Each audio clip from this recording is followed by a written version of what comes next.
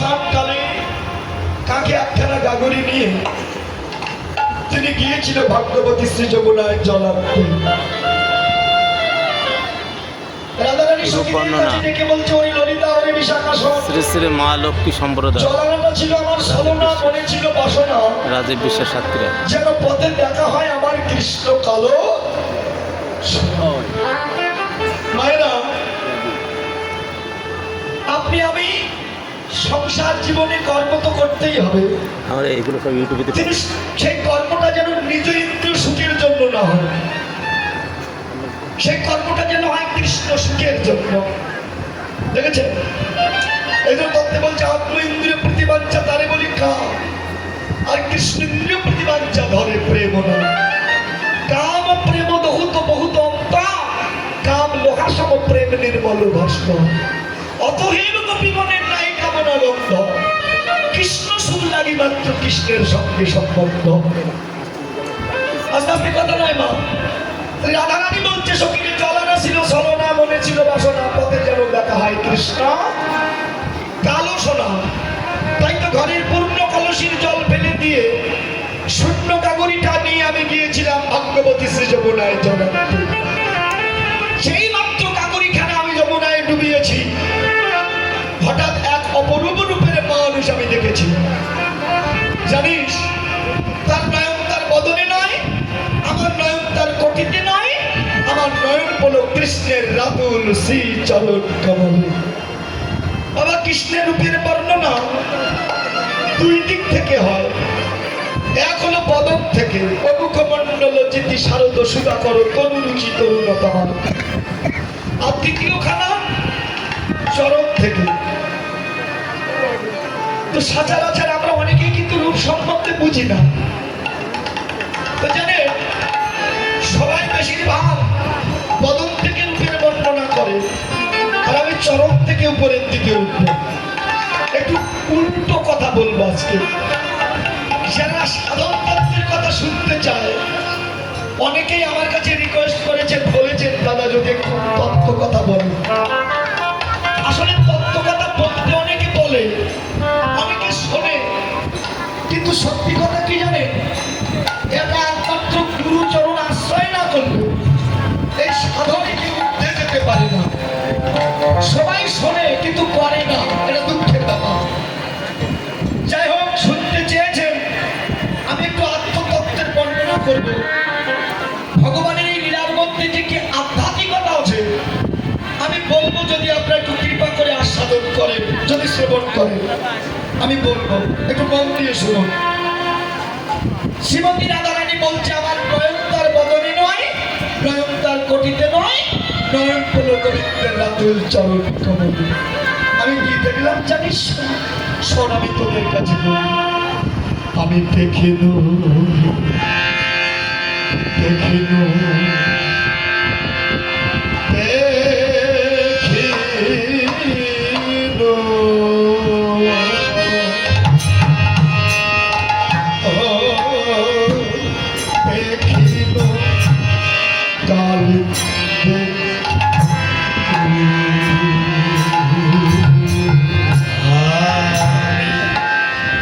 এটা কীর্তনের একটা বড় তালের মধ্যে পড়ে, যাকে বলে ঠাসায় আত্মালি। কীর্তন তো বড় বড় তালের গান, এটা আমরা অনেক জানি না।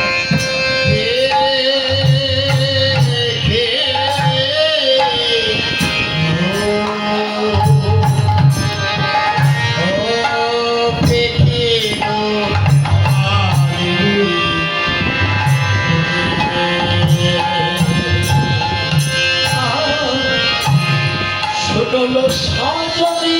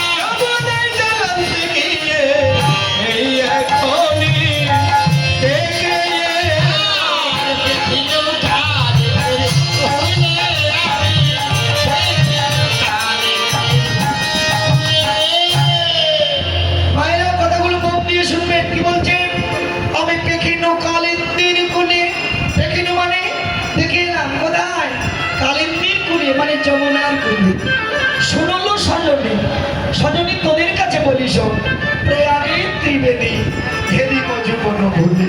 অর্থাৎ আমি ওই যমুনার কুলে আমি ত্রিবেণী সংযম দেখলাম। সখীগণ বলছি ওরা দে, কৃষ্ণ কৃষ্ণ বলতে বলতে তোর মাথায় খারাপ হয়ে গেছে। কোথায় যমুনা আর কোথায় ত্রিবেণী সংযম? কি বাবা তুই কি করে যমুনার কুলে ত্রিবেণী সংযম দেখলি? আচ্ছা বাবা, এই ত্রিবেণী সংযম যার আর এক নাম হলো কি প্রয়াগ তীর্থ, তাই না? এটা কোথায় অবস্থিত জানে আমরা কেউ? হ্যাঁ, এটা ভারতে এলাহাবাদে অবস্থিত। যার একটা বলো এলাহাবাদ প্রয়াগ তীর্থ, সেখানে তিনখানা নদী অবস্থান করছে। যার এক পাশে যমুনা, এক পাশে সরস্বতী, আর মধ্যখান দিয়ে যমুনা গঙ্গা, নাকি? এক পাশে যমুনা, এক পাশে সরস্বতী, আর মধ্যখানে গঙ্গা। কি বাবা তত্ত্বে বলছে যদি কেউ জীবনে একবার এই ত্রিবেণীতে স্নান করতে পারে তার সকল পাপ বিধৌত। আচ্ছা আপনাদের বিশ্বাস হয় যে সারা, যদি বলেন হ্যাঁ হয় তথাপি প্রশ্ন আছে, যদি বলেন না হয় না তথাপি প্রশ্ন আছে। যদি বলেন কিরকম, যদি বলেন হ্যাঁ বিশ্বাস হয়, আচ্ছা মা সারা জীবন পাপ কর্ম করে যদি ত্রিবেণীতে স্নান করলে পাপ মোচন হয়ে যেত, তাহলে কত ধনী মানী ব্যক্তি আছে তারা বহু টাকা খরচা করে ওখানে যে পাপ মোচন করে আসতো, তাহলে জগতে আর পাপি তাপি তো কেউ থাকতো না, নাকি? আর যদি বলে হয় না, তাহলে কি শাস্ত্র ভুল সিদ্ধান্ত দিয়েছেন? না বাবা, শাস্ত্র ভুল সিদ্ধান্ত দেয় না, কিন্তু আমাদের বোঝার কিছু ভুল আছে। ওইটা আগে বললেন একটা বহিরঙ্গ আর একটা হলো অন্তরঙ্গ। শুধু মানুষ তত্ত্বটা বোঝে, তত্ত্বটা বোঝে না। কি বাবা বাহ্যিক জগতে ত্রিবেণীতে স্নান করলে পাপ মোচন হয় না কিনা জানি না, তবে আমাদের দেহের মধ্যেও ত্রিবেণী সংযম আছে, তাই না? যদি বলেন কি করে, আমার এই দেহটা 3.5 কোটি নারী দিয়ে সৃষ্টি করেছেন ভগবান। এই 3.5 কোটি নারীর মধ্যে আবার 72,000 নারী হলো প্রধান, তাই না? এই 72,000 নারীর মধ্যে আবার 13খানা নারী প্রধান, 13খানা। এই 13খানা নদীর মধ্যে আবার 3খানা নদী প্রধান, যার নাম ইরা, যার নাম পিঙ্গলা, আর যার নাম সুষমা, যার নাম গঙ্গা, যার নাম যমুনা, যার নাম সরস্বতী। এই 3টি নদী কিভাবে যাচ্ছে আমাদের দেহের ভিতরে? ইরা, পিঙ্গলা আর মধ্যখানের সুষমা। এই যে সুষমা রূপ নারী সহস্রদল পদ্ম ভেদ করে, এই যে দ্বিদল পদ্ম ভেদ করে, এরপর মেরুদণ্ডের হাড় ভেদ করে নিচের দিকে নেমে গেছে। আর ইরা আর পিঙ্গলা যে দুটো নারী, এখান থেকে শুরু করে এই যে দ্বিদল পদ্ম, এখানে 3টি নদী একত্রিত হয়েছে। এই জন্য এটাকে বলে আজ্ঞা চক্র বা দ্বিদল পদ্ম। যদি গুরু ঘরে যান বা সাধন মার্গে যান, সাধনা করার সময় গুরুদেব তাকে বলেন নিজের গুরু যুগের মধ্যে নিজের মনকে স্থাপন করে সাধন করতে, বুঝেছেন? কারণ এখানে গঙ্গা, যমুনা, সরস্বতী এই 3খানা নদীর বাসস্থান, দেখেছেন? বড় পবিত্র জায়গা এই দ্বিদল পদ্ম, দেখেছ মা? আর নারীদের এই ত্রিবেণী সংযম কোথায় অবস্থিত? ঠিক মাতৃজনিদ্বারে, যেখানে 3টি নদী একত্রিত হয়েছে। কি বাবা এই তো তত্ত্বে বলছে না, প্রতি মাসে 3 দিবসে আইসে নদীর ঢেউ, রসিক ভিন্ন সেই জলের ধারা আর জানে না কে। যারা তত্ত্বজ্ঞ ব্যক্তি প্রতি মাসে 27 দিনের মাথায় ওই নদীতে জোয়ার আসে, এক এক নদীতে এক এক দিন জোয়ার আসে। যারা তত্ত্বজ্ঞ ব্যক্তি সাধনার দ্বারা যদি কেউ এক বিন্দু যদি লাজিম বা উত্তোলন করে এক ফোঁটার সাধন করতে পারে জীবনে, হৃদয় গৌর হরিবোল বলে তার মনুষ্য জন্ম।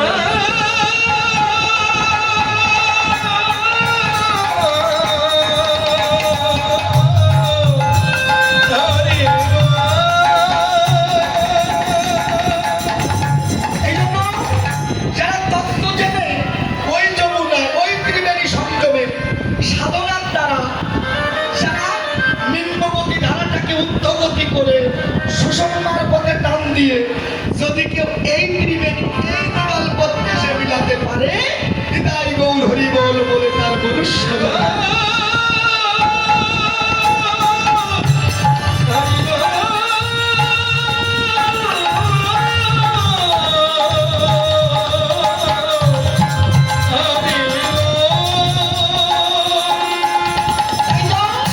শ্রীমতী রাধারানী বলছে আমি দেখলাম সেই যমুনার কুলে ত্রিবেণী সংযোগ হয়েছে। দেখেছেন বাবা, আস্তে আস্তে কথা নয় মা, মনগুলো আমার দিকে দিক। মন যদি স্থির না থাকে না, আপনি কোনো কাজে কোনো দিন সাধনায় উত্তীর্ণ হতে পারবেন না। আপনি রান্না করছেন, রান্নায় মন দিন। রান্নায় যদি মন না থাকে দেখবেন দুবার লবণ দিয়েছেন, নাহলে মোটেও দেননি। কেন এমন হলো? কারণ রান্নায় মন নাই। তখন কৃষ্ণ ভজনে মনটাকে আগে করতে হয় নাকি বাবা? মন যদি আপনার বশীভূত না হয়, কোনো কাজে আপনি উত্তীর্ণ হতে পারবেন না। আপনি এখানে বসে আছেন, মন গেছে বাদামের স্টলে। এখানে বসে আছেন, মন গেছে পাপড়ের দোকানে। আপনি এখানে বসে আছেন, মন বাড়ি চলে গেছে, হবে না, সকলে এখানে বসে থাকবে। কিন্তু একজন বাড়িতে অসুস্থ আসতে পারেনি, ও ঘরে বসে খাচ্ছে, ভগবান সবাই ভক্ত সঙ্গ করছে, আমার হলো না। ওর দেহটা বাড়ি থাকতে পারে কিন্তু মন কিন্তু হরিবাস হবে, এদের কৃপাটা কিন্তু হরি হবে। দেখেছেন? এই জন্য এই দেহের রাজ্যের রাজা হলো মন।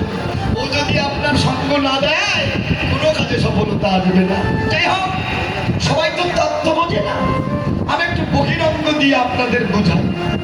শ্রীমতী রাধারানী বলছে এই ত্রিবেণী সংযোগ দেখলাম আমার গোবিন্দের নাতুল চরণে। কি করে দেখলেন? কি বাবা? আরে উপরে যমুনা,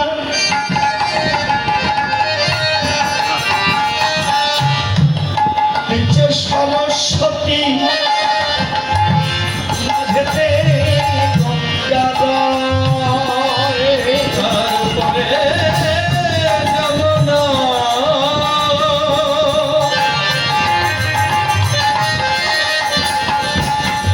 নিচে সরস্বতী, মাঝেতে গঙ্গা, তিনটি ধারায় বহিছে সময়,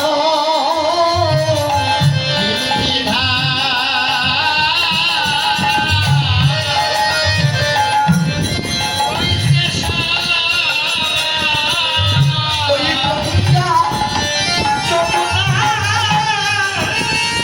আমার সরস্বতী। দেখলাম তিনটি ধারায় বহিছে সমান, ওই গঙ্গা যমুনা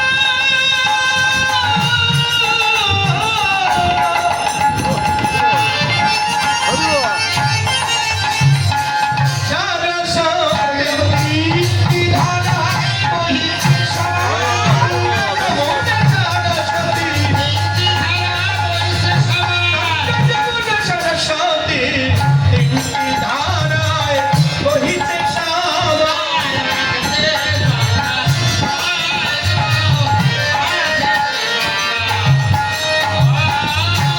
সবাই একটু মন দিয়ে শুনুন, বলছে উপরে যমুনা। আচ্ছা, মায়ের কাছে প্রশ্ন করি, আচ্ছা মা বলুন তো কৃষ্ণ দেখতে কেমন? আপনারা বলুন কেমন দেখতে? কালো? হ্যাঁ? মা, আমরা যেটা বলছি তা নয় কিন্তু। কৃষ্ণ দেখতে কেমন? তত্ত্বে বলছেন নব জলধরের মতো। নব মানে নতুন, জলধর মানে মেঘের মতো। একটা নতুন মেঘ যখন আকাশে হয়, ঠিক যেমন দেখতে হয় আমার গোবিন্দের অবয়ব ঠিক তেমন দেখতে। ঠিক যেন নব জলধরের মতো। কেমন দেখবেন? যমুনায় যারা গেছেন বৃন্দাবনে, যমুনার জল দেখতে যেমন আমার গোবিন্দের অবয়ব দেখতে ঠিক তেমন, ঠিক যমুনার জলের মতো। দেখে মনে হচ্ছে যেন চরণের উপর দিয়ে যমুনা প্রবাহিত হচ্ছে। সখীরে, তারপরে নয়ন গেল আমার চরণের তলায়। আচ্ছা, গোবিন্দের চরণের তলাটা দেখতে কেমন? কেমন দেখতে না? হ্যাঁ, তুমি দিয়ে আনতা, অর্থাৎ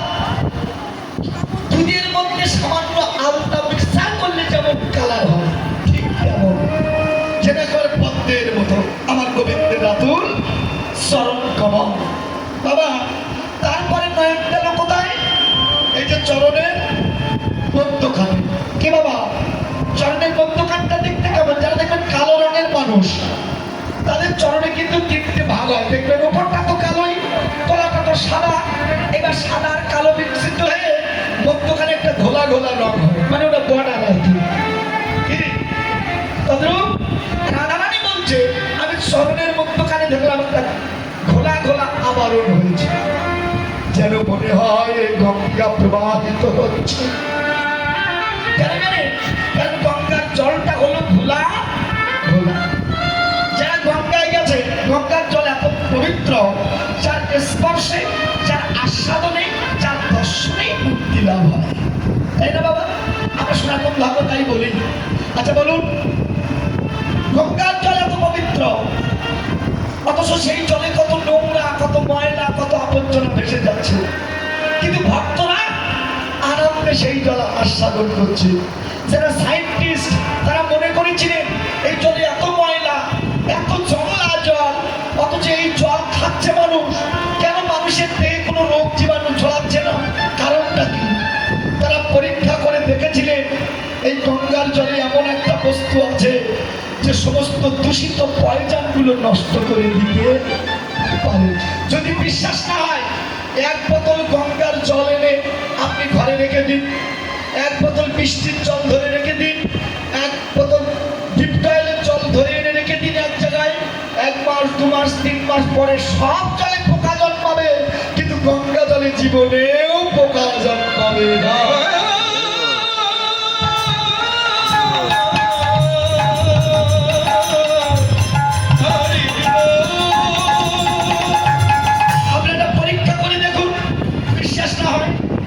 সনাতন ধর্ম আয়রা আমরা কেউ একবার গভীরতাটা একটু চিন্তা করি না, তাই যে উপরে যমুনা, নিচে সরস্বতী, মাঝেতে আমি দেখলাম সেই গঙ্গা।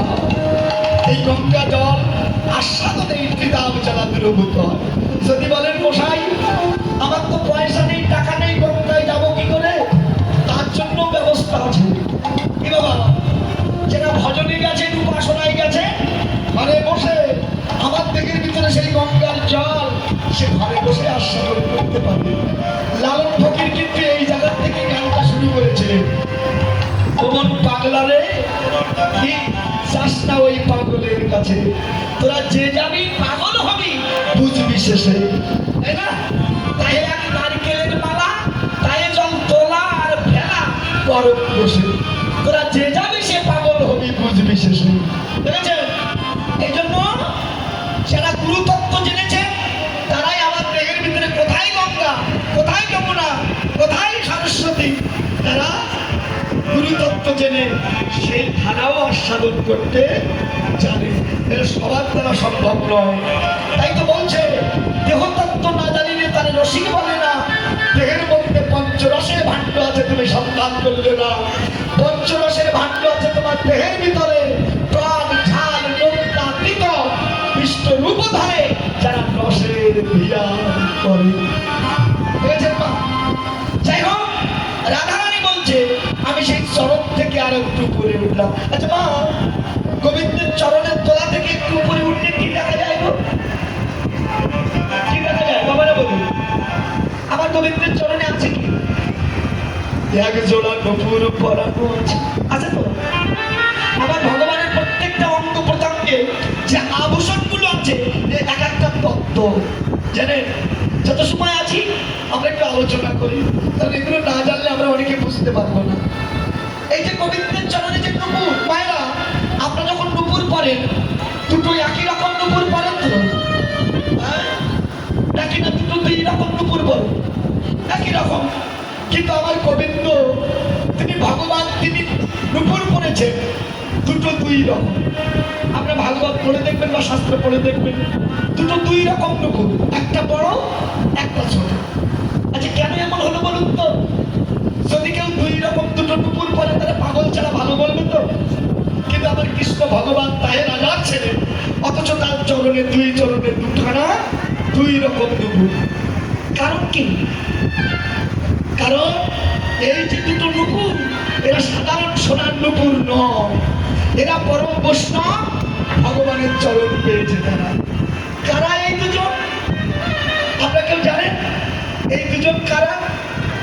আমরা অনেকে জানি না। যাকে এবার আর বলবো না, সময় কম। আরেকবার বায়না করলে বাবু ডাকলে আসলে তবে আবার বলবো, অসুবিধে নাই তো? হ্যাঁ, আপনারা তো বলুন বলুন বলে, আমার তো সময় চলুন চলুন হয়ে যাচ্ছে।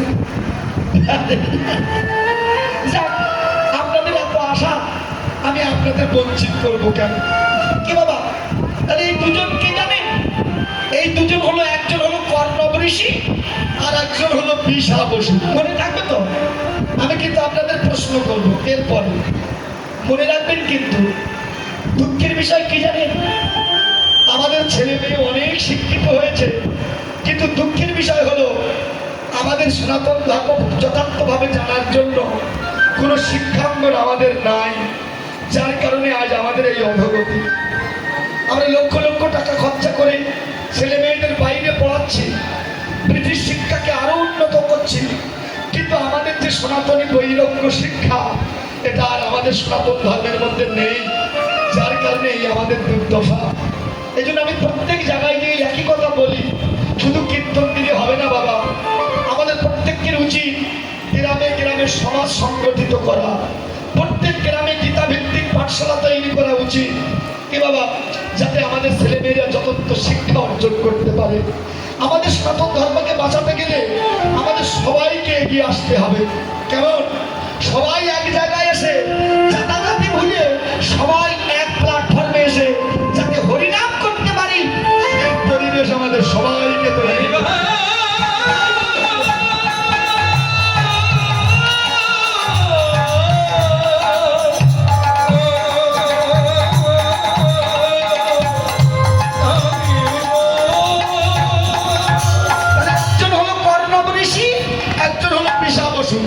এই দুজন এলো কি করে ভগবানের চরণে? জানেন, ত্রেতা যুগে যখন রামচন্দ্র বনে গিয়েছিলেন, এই বনবাসে যাওয়ার পরে রাবণ কর্তৃক মা সীতাকে হরণ করে নিয়েছিলেন। রাবণ যখন সীতাকে হরণ করে নিলেন, সীতাকে অন্বেষণ করতে করতে প্রভু রাম বনপথে চলতে চলতে ক্লান্ত হয়ে একটা বৃক্ষতলে বসে ওই বৃক্ষের গায়ে ধনুক বাণটা রেখেছিলেন। কিছুক্ষণ বাদে লক্ষণ এসে দেখলো যে প্রভু রামের চোখের জল মাটিতে পড়ছে আর তলা দিয়ে রক্ত বেরিয়ে যাচ্ছে। লক্ষণ মনে মনে চিন্তা করলো, হায় হায়, প্রভুর চোখের জল মাটিতে পড়ছে আর রক্ত বেরিয়ে যাচ্ছে কেন? প্রভুকে ডেকে বললো, দাদা কে কি, তোমার চোখের জল মাটিতে পড়ছে আর তলা দিয়ে রক্ত আসছে কোত্থেকে? রাম দেখলো সত্যি তো, এই রক্ত আসছে কোত্থেকে? হঠাৎ দেখলে যে ধনুক বাণটা তিনি রেখেছিলেন, ওই ধনুক বাণের চাপা পড়ে একটা ব্যাগ রক্তাক্ত হয়েছিল। ব্যাগটাকে হাতে তুলে বলেছিল, ব্যাগ, সাপে যখন ধরে তুমি গো গো করে ডাকো। আচ্ছা বলো ব্যাগ, আমি যখন তোমাকে আঘাত করলাম তুমি ডাকলে না কেন? ব্যাগ কেঁদে বলেছিল, গো দয়াময়, সাপে যখন ধরে আমি গো গো করে ডেকে তোমার নাম স্মরণ করি। ও দয়াময়, কৃপা করে তুমি আমায় রক্ষা করো। এবং সেই তুমি যখন আমাকে আঘাত করলে, আমি কাকে বলবো তুমি আমায় রক্ষা করো?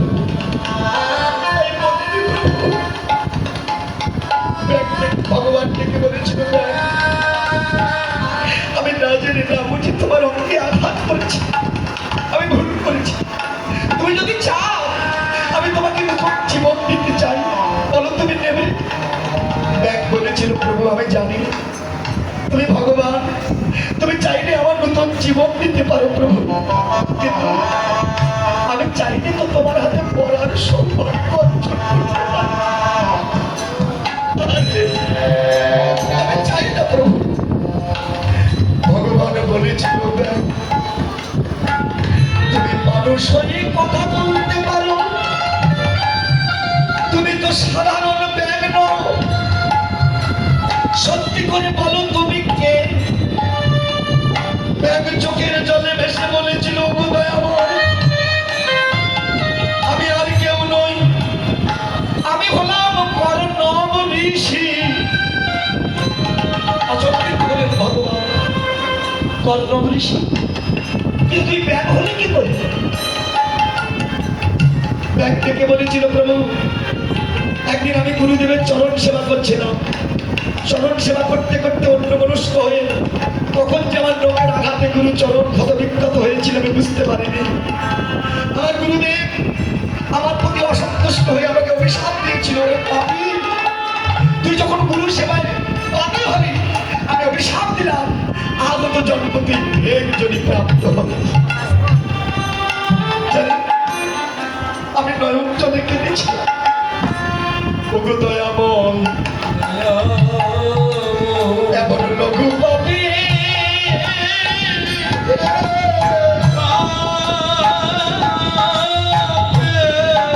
আমায় গুরুদণ্ড দিও না, দিও না। জানেন, আমার গুরুদেব আমার প্রতি সন্তুষ্ট হয়ে বলেছিল, "ওরে, যে অভিশাপ আমি তোকে দিয়েছি এ অভিশাপ ঘটাবে না কোনোদিন, তবে আমি তোকে আশীর্বাদ করলাম। যুগে যখন ভগবান রামচন্দ্র আসবেন, যখন তার হাতে পড়ার সৌভাগ্য অর্জন করবি তুই, সেদিন তুই এই ভেগজনি থেকে মুক্ত হবি।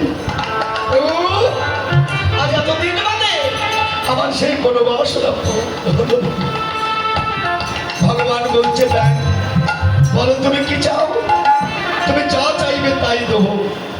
ব্যাং বলেছিল, "প্রভু, যদি দিতে চাও তোমার কাছে একটা ভিক্ষা চাই, কি? যদি পারো আমার গুরুদেবকে তোমার রাতুল চরণে ঠাই দাও।" এটাই গৌর হরিবল হরিবল।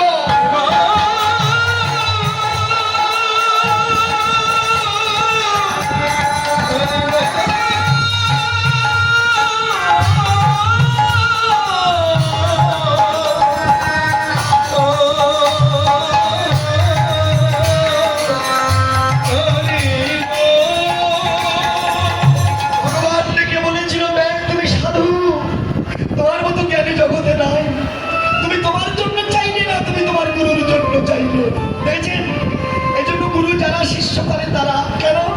যদি একটা সৎ শিষ্য তৈরি হয়, গুরুদেবের হাজারটা অপরাধ থাকলেও ওই শিষ্যের জন্য গুরুও পার হয়ে যেতে পারে। কিন্তু যদি শিষ্যের অপরাধ থাকে, গুরুকেও সেই পাপের বোঝা মাথায় নিতে হয়। ভগবান রামচন্দ্র ডেকে বলল, "গো, তোমার মতো জ্ঞানী জগতে নাই, আমি তোমাকে আশীর্বাদ করি, আমি তোমাকে বঞ্চিত করব না। কেন? আমি যে বিশ্বভূতে। তাই শোনো, আগত দাপর যুগে আমি কৃষ্ণ অবতার হয়ে যখন জগতে যাব, ওই কৃষ্ণ অবতারে তোমাদের দুজনকেই আমার চরণে নতুন করে রাখবো। কোনোদিন চরণ ছাড়া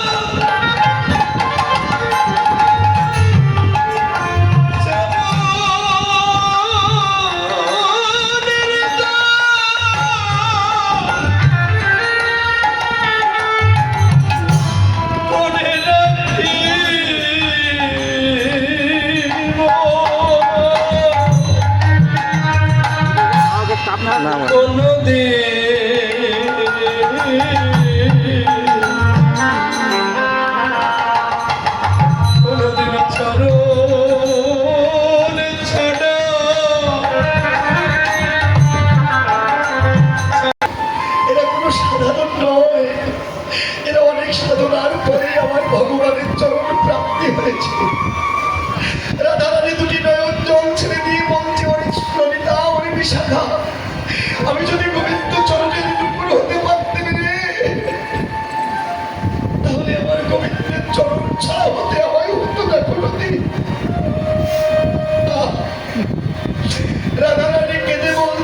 সুখী রে।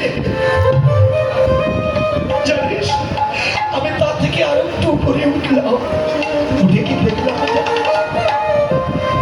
তার উপরে এক রথ রহি, তার নিচে সরোবরে পরে নেমে বলি দলে তুলিছে বিরত। ওমা রাধারানী বলছি যে তার উপরে এক রথ, মানে আমার গোবিন্দ যে পিতমাস পড়েছে, ওই পিতমাসটা যেন দেখতে ঠিক রথের মতো। জানিস তার নিচে দেখলাম একটা সরোবর। কে বাবা? যার নাম কি জানি? যার আজ্ঞা হলো নাভি সরোবর। এ বাবা, বাবা আমার দিকের ভিতরে যে নখানা ছিদ্র আছে, এই নখানা ছিদ্রের মধ্যে এই একটা ছিদ্র, যার আজ্ঞা হলো নাভি সরোবর। এ বাবা, যার তলায় আছে প্রেম সরোবর। এদের তত্ত্বে বলছে অষ্টদল পদ্ম রহে তাহার অভি। জানেন এরকম গভীর তত্ত্ব আলোচনা, এ সমস্ত আলোচনা অনেক গভীরের বা অনেক সময়ের প্রয়োজন, কিন্তু দল এসে দাঁড়িয়ে আছে কি ঠিক আছে আবার তো আসবো, আমরা রূপ এখানে বিশ্রামে রাখবো, এরপরে আবার অভিসার হবে। আমরা ততক্ষণ এই যে আমি রূপ গাইলাম, এটা সম্পূর্ণ স্বরূপ তত্ত্বের আলোচনা। এরপরে হলো অভিসার তত্ত্ব, যাকে বলে কর্মতত্ত্ব। অনুরাগে রইল